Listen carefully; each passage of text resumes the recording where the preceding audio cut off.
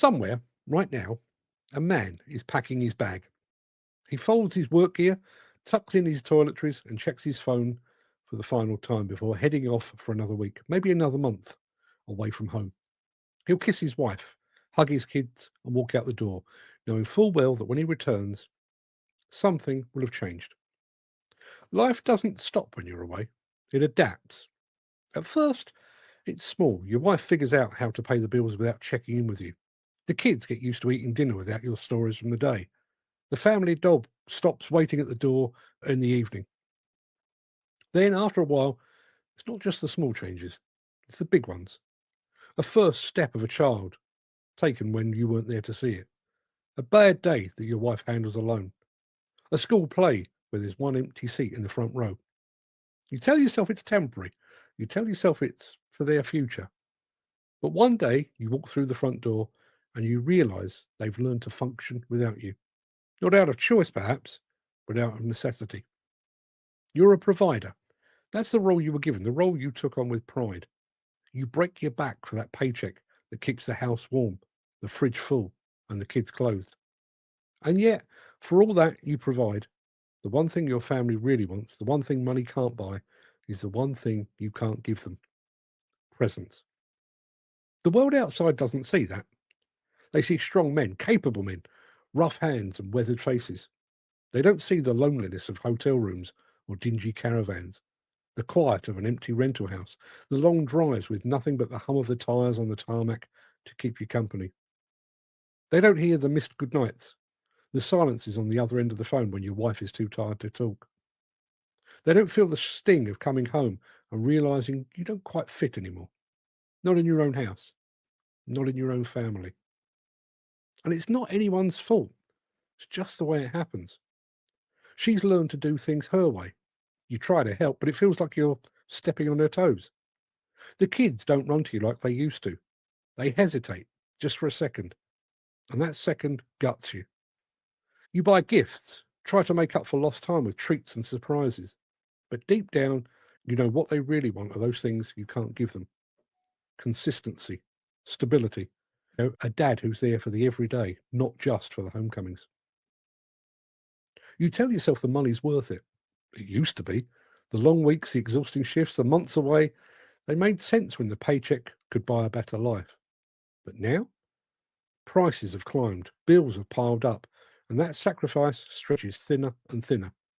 It doesn't buy what it used to.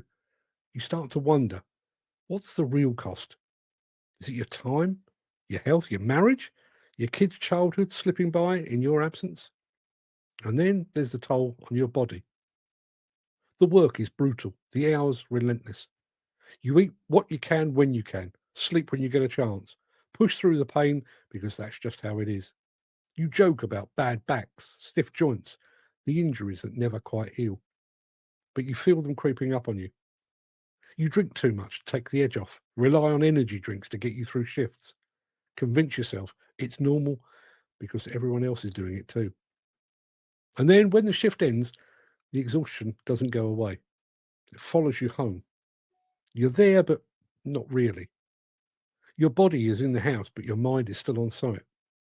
You sit in your chair, drained, struggling to engage, struggling to shake the weight of it all. Your wife watches, your kids sense it, but no one knows how to fix it. Because this isn't a problem with a simple solution. This is just the way things are. And that's the hardest part. No one prepares you for the slow erosion of connection. It's not about infidelity. It's not even about arguments. It's about time, about absence, about the gradual unveiling of something that neither of you meant to let go.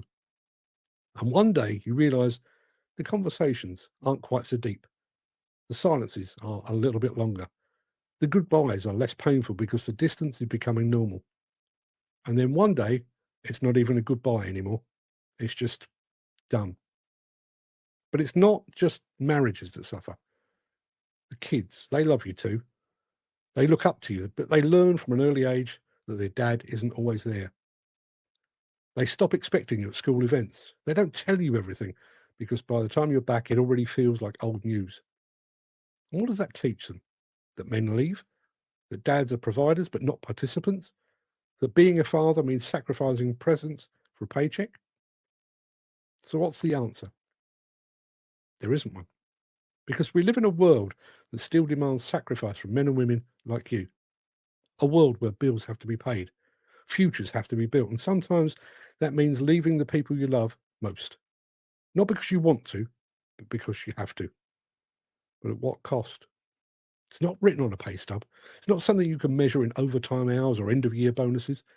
It's measured in the moments you miss, the connections that fade, the relationships that shift in ways you never expected. It's measured in the way your daughter hesitates before she hugs you, in the way your son starts to look to someone else for guidance. It's measured in the quiet understanding between you and your wife that things aren't quite the same, but neither of you knows quite how to fix it. So you keep going. You pack your bag, you kiss your wife, you hug your kids, and you walk out the door again. And up and down the country, thousands of men and women are doing exactly the same thing because that's the cost. No one talks about it because we all know the price being paid is far too high.